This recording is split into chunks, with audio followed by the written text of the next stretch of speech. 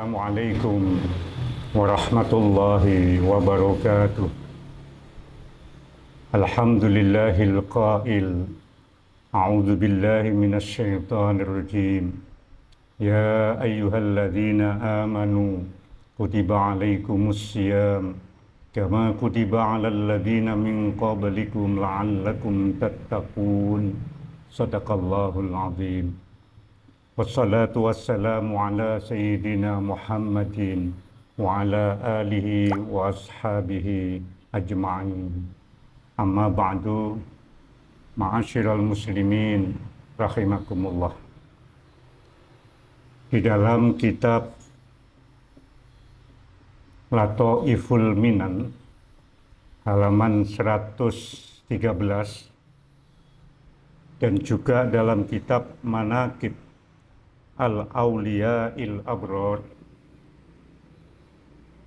di sana disebutkan bahwa melipat itu ada dua macam. Ibnu Athaillah As-Sakandari menceritakan hal ini dalam kitab Lataiful Minan. Wa sami'tu Syekhana Abul Abbas radhiyallahu anhu yaqulu at-tayyu ala qismain, tayyun asghar wa tayyun akbar. Fat-tayyul asghar li'amati hadhihi at-ta'ifah an tutwa lahumul ardu min masyriqiha ila maghribiha fi nafasin wahid. Wat-tayyul akbar tayyu awsafin nusuf. Ma'asyiral muslimin rahimakumullah. Ibnu Athaillah As-Sakandari mengatakan, beliau mendengar, beliau menceritakan tentang gurunya Syekh Abul Abbas Al-Mursi. Beliau mengatakan bahwa melipat itu ada dua macam. Ada melipat kecil, yang kedua melipat besar, at-tayyul akbar.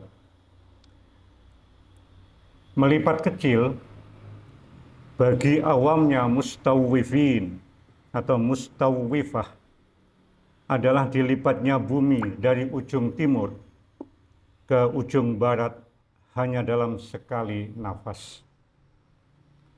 Sedangkan melipat besar adalah melipat sifat-sifat buruk hawa nafsu. Ma'asyiral muslimin rahimakumullah. Puasa Ramadan adalah satu media untuk mendekatkan diri kepada Allah, menuju ketakwaan kepada Allah Subhanahu wa taala. Bagaimana caranya? Yaitu dengan melipat hawa nafsu. Orang yang mampu melipat hawa nafsu, puasanya akan mencapai derajat namanya takwa. Itulah maka tujuan puasa Ramadan, supaya orang yang beriman menjadi orang-orang yang muttaqin. Ma'asyiral muslimin rahimakumullah. Di bulan Ramadan ini kita harus mampu meredam. Kita harus mampu melipat nafsu, meredam nafsu. Masalah nafsu ini memang menjadi masalah mulai awal kejadian. Di dalam kitab Durratun Nasikhin di halaman 10, di sana disebutkan ketika Allah menjadikan makhluk yang namanya akal. Kemudian yang kedua nafsu, ada hal yang berbeda. Ketika Allah menciptakan akal, Allah berkata kepada akal, "Wahai akal, menghadaplah engkau kepadaku." Maka menghadaplah akal itu. Kemudian muncul pertanyaan dari Allah kepada akal. Akal, siapa aku? Man ana? Waman anta? Siapa aku dan siapa engkau? Ternyata akal menjawab, anta Rabbi wa ana abduka dhaif. Makhluk Allah yang kedua adalah namanya nafsu.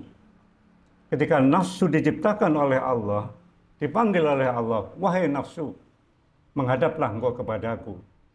Ternyata nafsu tidak bergeming. ya tetap dalam posisi seperti itu.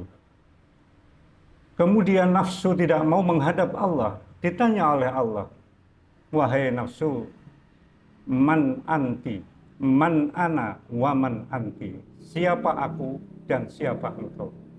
Ternyata nafsu ini menjawab, aku, aku. Engkau, engkau. Nafsu ini tidak mau menghadap Allah, malah membelakangi Allah. Karena ditanya nafsu itu ada kesombongan, tidak mengakui Allah Subhanahu wa Ta'ala, maka pada akhirnya nafsu itu dihukum oleh Allah, yaitu dimasukkan ke dalam neraka.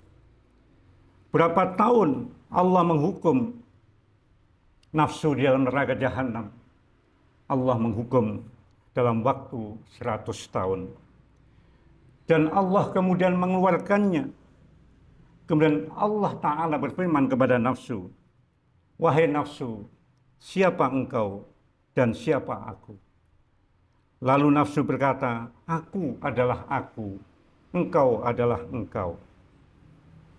Karena tetap tidak menjawab, tidak mentaati perintah Allah untuk menghadap Allah dan membelakangi Allah dengan sifat kesombongannya nafsu itu, maka Allah menghukum untuk yang keduanya dinariju selama 100 tahun. Setelah dikeluarkan Allah dari nariju, neraka yang penuh dengan rasa lapar, keinginan-keinginan tidak dipenuhi oleh Allah, maka Allah berfirman kembali kepada nafsu, wahai nafsu, man ana wa man anti. Pada saat itulah ternyata nafsu mulai mengakui, anta robbi wa ana abduka dhaif. Engkau adalah Tuhanku dan aku adalah makhlukmu yang dhaif. Dengan ini maka diperintahkannya, disyariatkannya puasa adalah gara-gara tidak taatnya nafsu kepada Allah Subhanahu wa Ta'ala. Tapi setelah dihukum 100 tahun di nariju itu, ternyata nafsu mulai mengakui Allah adalah Tuhannya. Ma'asyiral muslimin rahimakumullah. Bulan suci Ramadan adalah bulan untuk meredam nafsu, untuk melipat nafsu ini. Mudah-mudahan dengan kita mampu melipat nafsu selama bulan suci Ramadan, puasa kita akan menghantarkan kita menjadi orang-orang yang takwa kepada Allah Subhanahu wa Ta'ala. Di dalam kitab Ta'lim, Syekh Zarnuji mengatakan, orang yang takwa berhak untuk mendapatkan dua hal. Yang pertama adalah al-karamah indallah. Yang kedua, as-sa'adah al-abadiyah. Al-karamah indallah adalah satu kedudukan yang sangat tinggi bagi orang yang takwa, sebagaimana disebutkan oleh Allah dalam surat Al-Hujurat, inna akramakum indallahi atqakum. Yang kedua, as-sa'adah al-abadiyah. Orang yang takwa akan mendapatkan kebahagiaan nan abadi. Sebagaimana firman Allah dalam Al-Quran, inna lil muttaqina mafaza. Bagi orang yang bertakwa, maka tempatnya adalah keberuntungan, adalah kebahagiaan nan abadi. Tidak lain adalah surga Allah. Mudah-mudahan puasa Ramadan yang kita jalankan ini menghantarkan kita semua menjadi orang-orang yang takwa kepada Allah, dengan upaya yang semaksimal mungkin untuk meredam yang namanya nafsu gitu. Mudah-mudahan Allah Subhanahu wa Ta'ala menerima puasa kita dan kita dicatat oleh Allah sebagai hamba yang muttaqin, sebagaimana firman Allah yang kita sebutkan di depan, la'allakum tattaqun. Allahumma amin. Ma'asyiral muslimin rahimakumullah. Sampai disinilah pertemuan kita kultum pada sore hari ini. Mudah-mudahan Allah memberikan kita kekuatan dalam menjalankan puasa Ramadan. Aqulu qawli hadza fastaghfiru innahu wal ghafurur rahim. Wassalamu alaikum warahmatullahi wabarakatuh.